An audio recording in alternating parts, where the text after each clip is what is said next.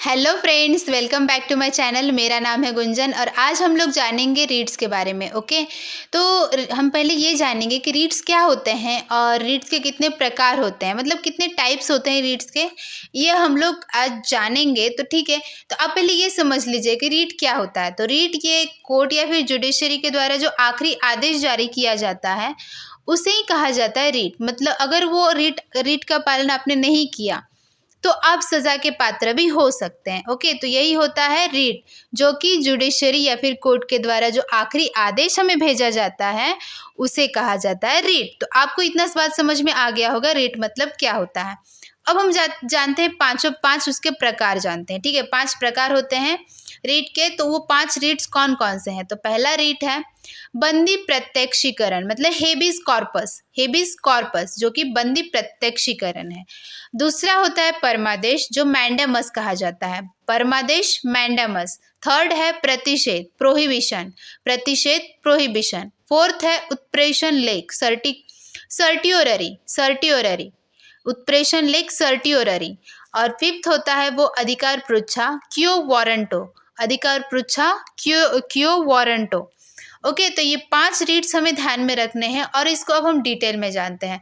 तो सबसे पहला जो है बंदी प्रत्यक्षीकरण, हेबिस कॉर्पस, इसका मतलब होता है ब्रिंग द बॉडी। मतलब कोई व्यक्ति बंदी बनाकर उसको रखा गया है तो उसको जल्दी से कोर्ट में पेश करना होता है। तो अगर वो उस व्यक्ति को बंदी बनाकर रखा गया है और उसको कोर्ट में पेश नहीं किया जा रहा है तो उसको हेबिस कॉर्पस ये वाला रीड भेज दिया जाता है। तो अगर फिर भी वो नहीं मान रहा है, फिर भी उस व्यक्ति को कोर्ट में नहीं पेश कर रहा है, तो वो सज़ा के पात्र अब हो जाएगा जिसने बंदी बनाकर रखा है।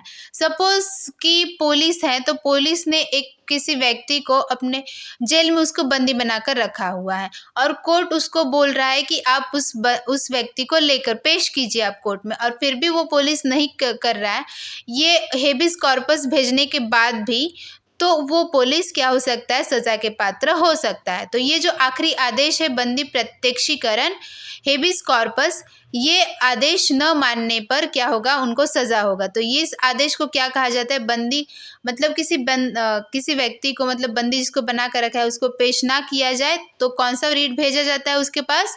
बंदी प्रत्यक्षीकरण, हेबिस कॉर्पस। ठीक है, अब दूसरा जो है वो है परमादेश, उसको हम कहते हैं मैंडेमस। परमादेश मैंडेमस, इसका मतलब ये होता है टू डू योर जॉब, कि आप अपना काम कीजिए। ठीक है, तो अगर कोई सरकारी कर्मचारी है, मतलब कोई सरकारी कर्मचारी है, सिविल सर्वेंट है, वो अपना काम ठीक से नहीं कर रहा है। ठीक है, वो कोई मतलब उसका जो काम है वो काम नहीं कर रहा है। जैसे कि सपोज आप कोई ऑफिस में गए हैं, सरकारी ऑफिस में, वहाँ पर आप कोई कुछ काम करने को बोल रहे हैं, वो नहीं कर रहा है। ठीक है, तो उसको क्या होगा?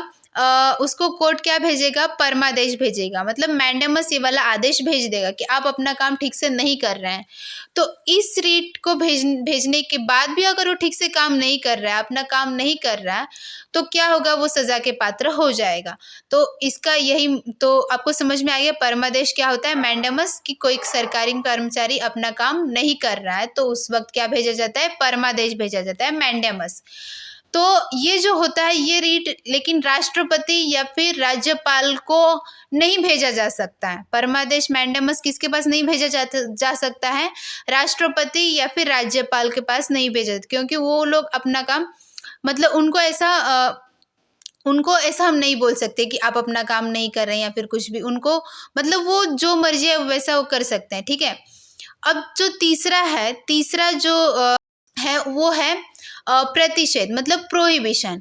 तो ये प्रोहिबिशन मतलब क्या होता है कि सपोज कोई हाई कोर्ट है या फिर डिस्ट्रिक्ट कोर्ट है, वहाँ पर कोई केस चल रहा है, और क्या हो रहा है कि केस चल रहा है और उसके बाद आखिरी जो उसका फैसला होता है, तो फैसला होने के बाद एक व्यक्ति हार जाता है, एक व्यक्ति जीत जाता है।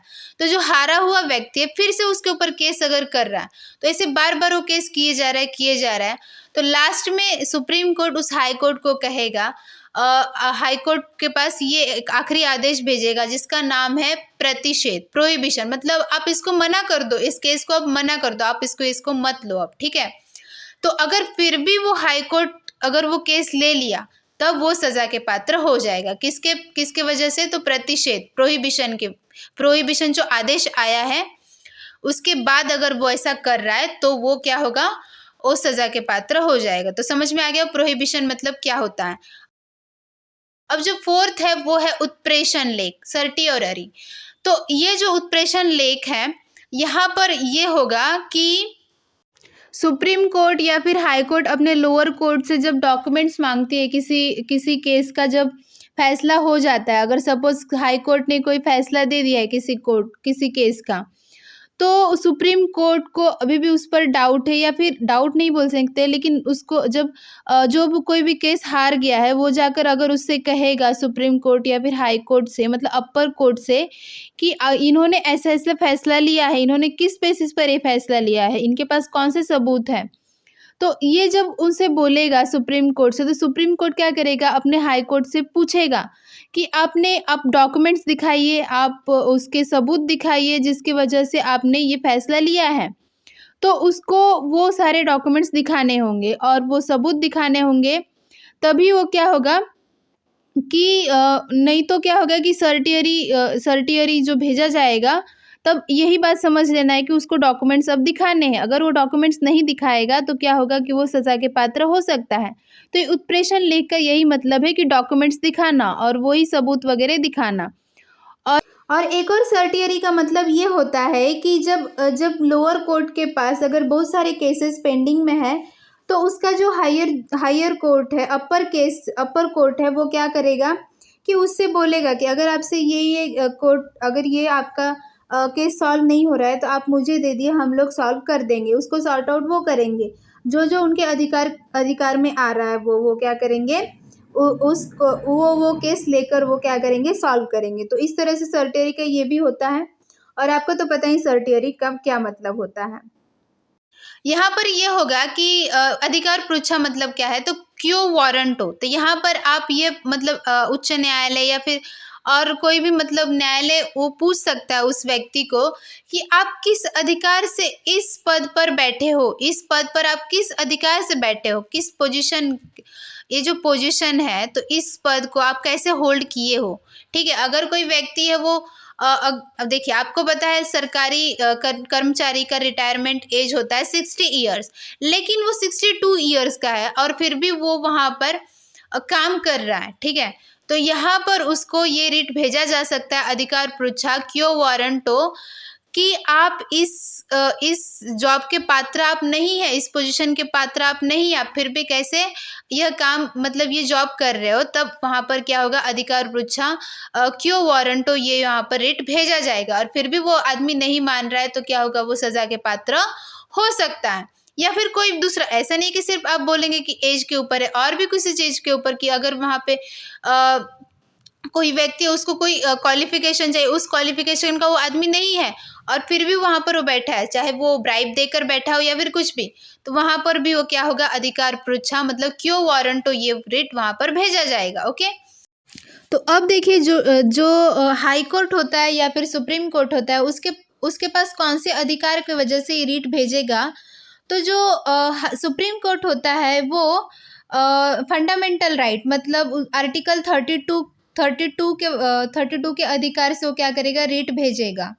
और जो हाई कोर्ट है उसके पास 226 आर्टिकल 226 फंडामेंटल राइट्स और लीगल राइट्स, ये दोनों अधिकार से वो क्या करेगा, रिट भेज सकता है। तो समझ में आ गया आपको, सुप्रीम कोर्ट के पास सिर्फ एक ही अधिकार है, फंडामेंटल राइट, उसी के अधिकार से वो क्या करेगा, रिट भेजेगा। और हाई कोर्ट है उसके पास दो अधिकार है, एक तो फंडामेंटल राइट और दूसरा है लीगल राइट।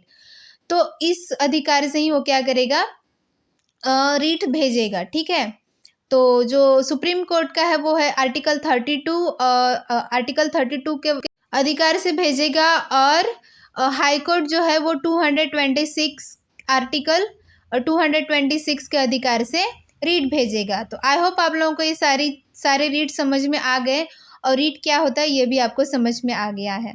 Thank you.